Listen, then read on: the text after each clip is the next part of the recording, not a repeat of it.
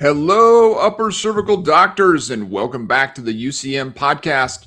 This is Dr. Bill Davis, founder and CEO of UCM Practice Growth Systems, and your host for today. I'm very excited to be with you once again. We're going to get into some really practical things today to really help you with your upper cervical practice, and specifically looking at metrics, the statistics, the things that need to be tracked within an upper cervical practice to really be able to understand what's happening with the practice. What are those key numbers that you need to know in order to really have a pulse on your practice? And so, what we're going to be talking about today is how to keep track of the metrics that matter for your upper cervical practice. And this is really important because very commonly, what we see with upper cervical practices is they're either tracking everything or they're tracking nothing. That's the common situations where either you have just so much data, you're kind of just trying to catch every possible number, or you're really not looking at anything. And I've even heard doctors say, I don't want to look at the numbers because it distracts me from taking care of patients. And I'll tell you that I understand the heart behind that. And you want to focus on the people and the people that you're helping, but numbers matter. They matter. When you're looking at the numbers of a practice, what gets measured gets managed. What gets measured can be improved. And just hoping for the best is not what you can actually do and actually have a business that will last. And so I encourage you to dive into today's podcast. We're going to get very, very practical. Like I said, get into the numbers that really matter for the practice, because you need to know these numbers. You need to know them for the benefit of your team. Your team needs to know what matters so that they can focus on the right things. Your future associates need to know. Eventually, you're going to not have this practice, meaning you're going to sell it, or you're going to pass it on to someone else, or you're going to retire, and someone else is going to come in and take it over, or whatever. These numbers matter for those circumstances as well. And so, I want to encourage you, if you're in this place of, I don't want to track anything, I don't want it to distract me, I want you to reshape that in your mind and start thinking about, this is how I know how my practice is working, how well it's actually performing, because it can't just be subjective. You have to get the objective things going on. And within upper cervical, we love objective measurements, right? We love to be able to do a scan and see that objective change, or do a postural assessment, see an objective change, or a post x-ray, right? We love objective change. And so the same thing applies to your practice, to the metrics, and these things that we're going to talk about.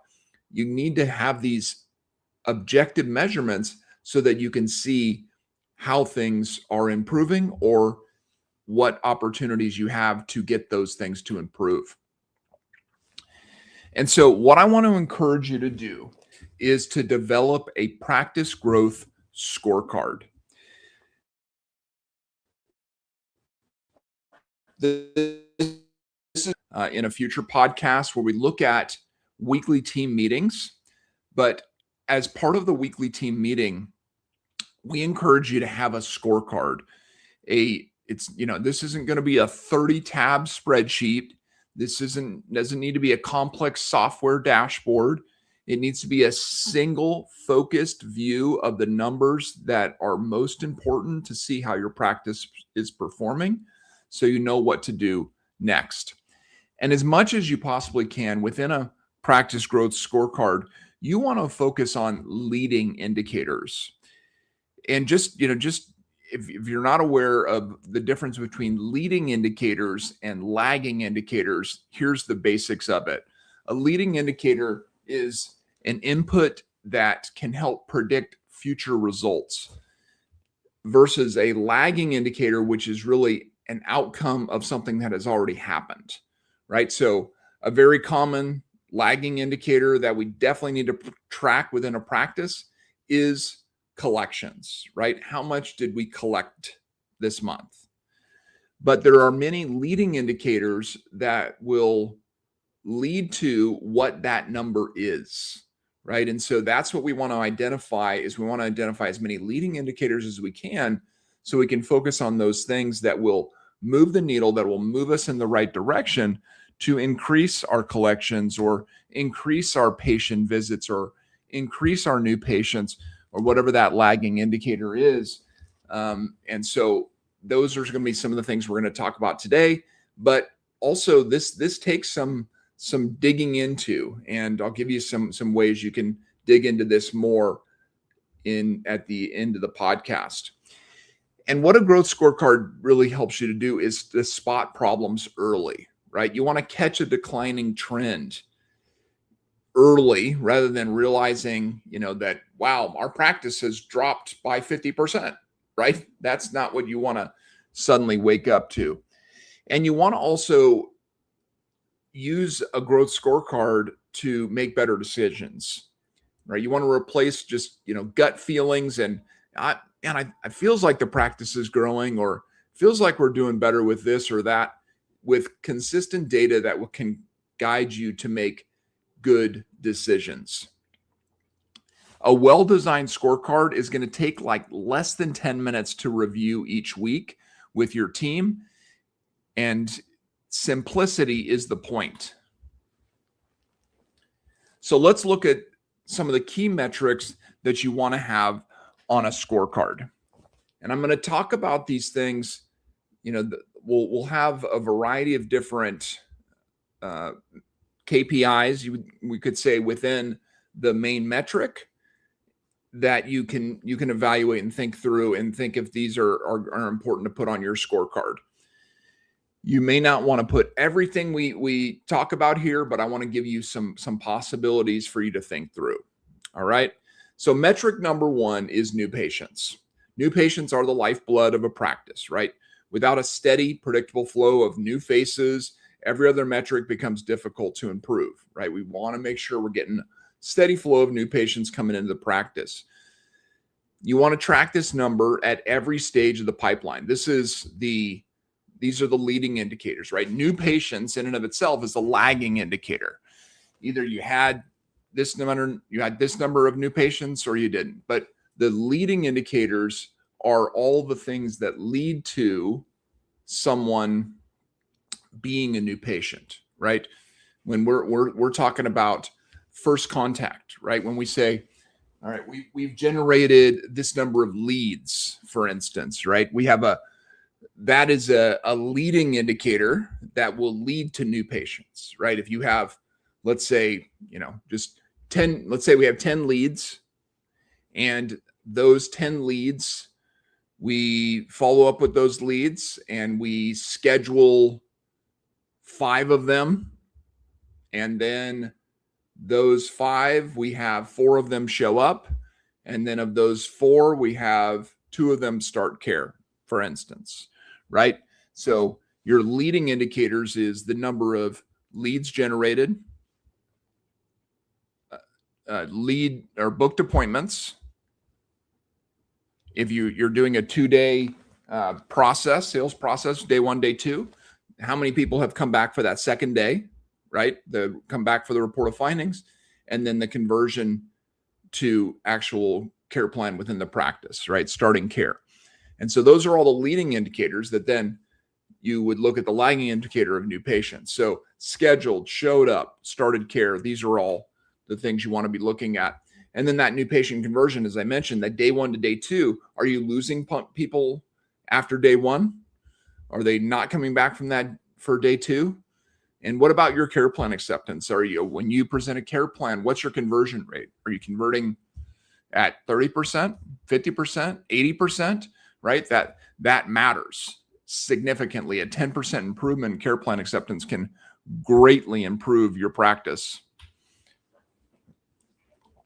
So the next metric you want to look at is weekly visits, right? Again, this is a lagging indicator, but it's a crucial one. You have to know how many patients that you're seeing, right? And if you have multiple doctors, I encourage you to have this broken down by doctor, right? So if you have three doctors in the office, how many patient visits is each doctor seeing? How many new patients is each doctor seeing? So forth. Weekly visit is it has to be. You have to track visits. Another key metric is PVA, or patient visit average. This is the best indicator of retention within the practice. It's very simple to measure. In general, the longer period of time you look at it, the more accurate it is. So for instance, if you do a rolling 12-month evaluation of your total visits divided by your new patients, that's going to give you a pretty accurate picture when it comes to your PVA. So for instance, if you had 6,000 visits in the last 12 months, let's say, and you had 240 new patients, 6,000 divided by 240, that gives you a PVA of 25, right? PVA, you want it to be as high as possible, but it also matters the number of new patients. If you have a lot of visits and not a lot of new patients, then your PVA is going to be very high, but that may not mean that your practice is real strong, right? Because you need to also be having new patients. So the balancing of visits and new patients is you have to look at all those things when you're looking at PVA, but this is definitely a good metric to be tracking. You want to make sure you're tracking this metric, because if you have a low PVA, it can really mean that your communication needs to improve. You may not have you're going to have a low patient commitment to long-term care. You may have weak retention systems or follow-up processes. You may not be doing progress exams consistently. There's a lot of different things that can be going into that. And high PVA in general usually indicates that you have strong patient education and you have a great patient experience. You have a measurable clinical outcomes that motivate people to continue care. And that's fantastic. Again, it does matter.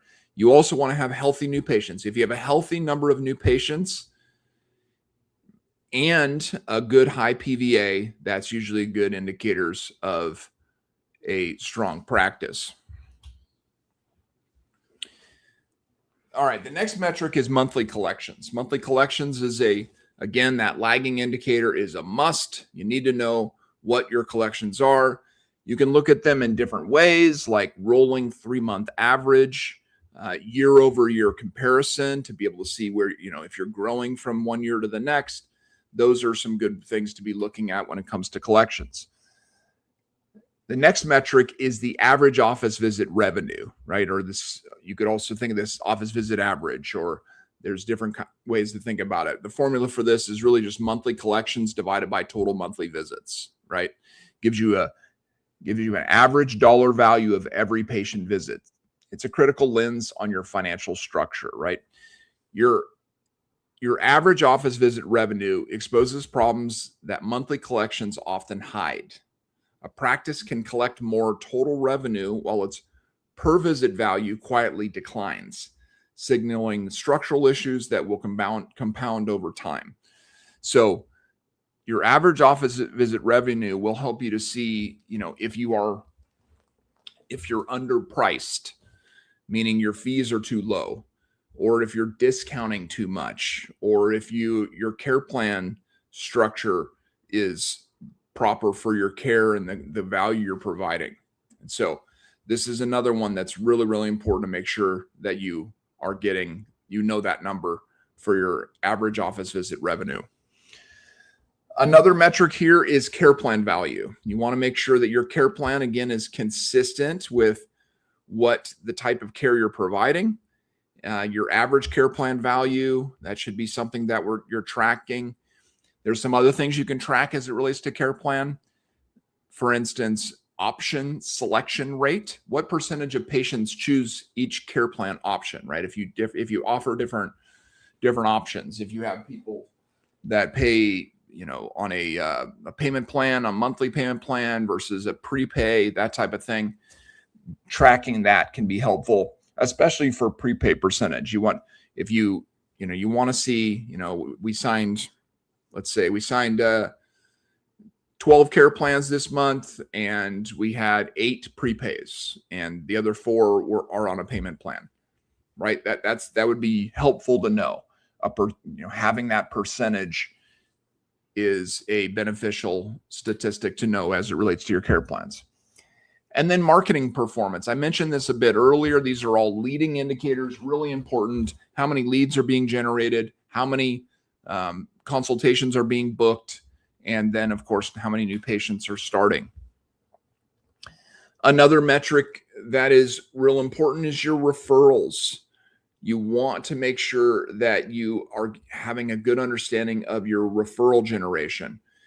Referrals, are some of the highest quality, low cost growth sources available to your practice. And so you want to make sure you are tracking referrals, you're encouraging referrals, you're talking about referrals, your team is talking about referrals, your patients are talking about referrals, right? That referrals is a big part of your practice. And so, how many new patients have you generated from referrals? That's a minimum metric that you want to have on that scorecard. Some other things you may want to look at possibly is like referral percentage. What share of all new patients come from referrals, right? If you had, let's say you had 20 new patients and you had 10 from referral, then that's 50% of your patients came from referral, right? That's a nice metric to have as well. You could also look at referrals per patient, right? This is something that some offices track as well. How many referrals does each active patient generate? This may or may not be a good metric. It kind of depends on your practice and how many referrals you're really generating. And the last metric here is profitability. And this is probably the most important, because if you're not making enough profit, then your practice will not continue to stay open, right? And so, it's been said within business, revenue is vanity, but profit is sanity. You want to have a practice that's not just generating impressive top-line numbers, but a practice that is profitable. And so how do you know how profitable your practice is? Number one is knowing your overhead, really understanding what overhead is. Overhead is everything that is required to keep the practice open. That includes what you have to pay yourself, right? If you put another doctor in your place, then you would have to pay them what you are paying yourself, not your owner's draws, but your actual pay that you would pay someone else to do the job that you're doing if you're in a solo doctor practice, right? So overhead percentage is a key metric to understand, to be able to get that clear each month. This is how much we collected. This was our overhead. So our overhead percentage was this, right? Was X. So we've talked about on this podcast many times what good overhead is. It really depends on your practice growth stage. When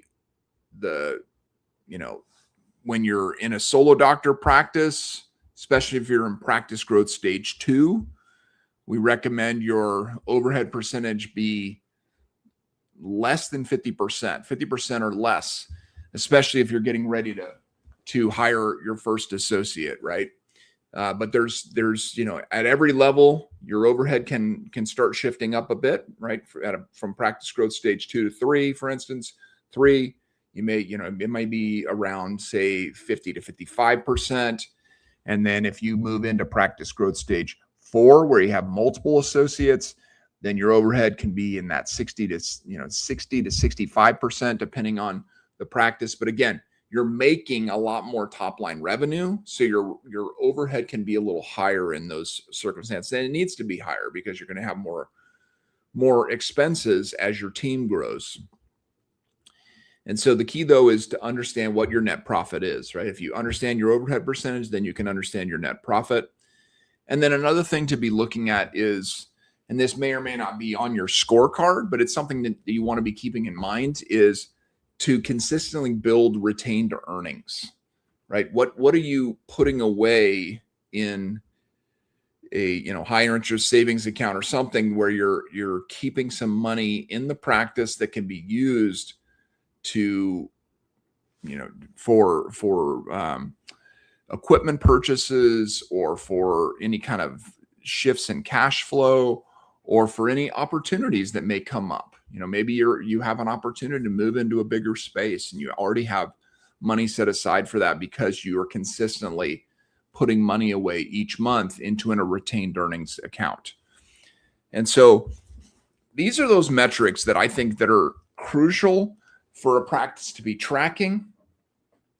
And when you put all that on a scorecard, you get a really nice picture of what the practice is looking like from a metrics perspective. And as I mentioned earlier too, depending on your practice growth stage, you may need to shift your scorecard, right? If you're in practice growth stage 1, you're just starting out, your scorecard can be very simple and very, very, very focused on you, obviously, because you're going to be the only one really producing for the practice. But as you grow and you add more doctors, then you want to add a little bit more complexity to your scorecard. Still make it simple, but add a little more complexity, right? We want to make sure every doctor is busy, that they're doing the things that they need to be doing to grow the practice.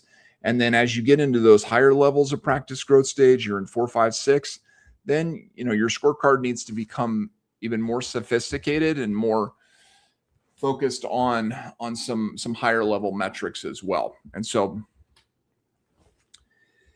because the key thing with this is, if you have a good scorecard, then you can take good action. You can look at what has improved this week, what's declined, why did it change, what action do we need to take. You can look at, if you're having low conversions, right? If you're getting a lot of leads, but you're not converting them into booked appointments, you can look at things specific to that. If you're getting people booked, but they're not showing up, you can look at specific things as it relates to that, right? Every step of the way, when you have the data, then you can look at the systems and begin to diagnose what is going on so you can get some specific solutions, right? Regardless of what it is. If your visits are down, your collections are down, your referrals are down, without the data, you don't know these things. But then once you have the data, then you can take specific actions to help your practice grow. So, as I mentioned here, we wanted to give you just an overview of what a scorecard looks like, so you can start to really put this together. If you've never done this before, this is a place to start. This podcast, you can go back, listen to it again, go through it. You can watch the videos if you're just watching or if you're listening to the audio.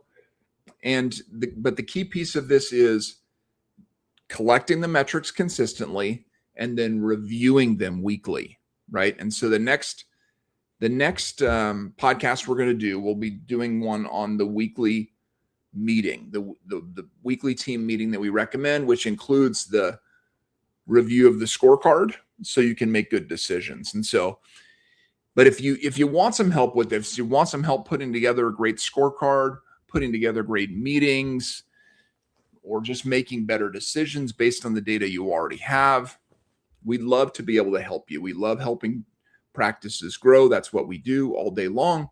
And so if you want our help, go over to ucmgrow.com and you can schedule an initial consult with us, and we can talk more about your practice and how we can help you.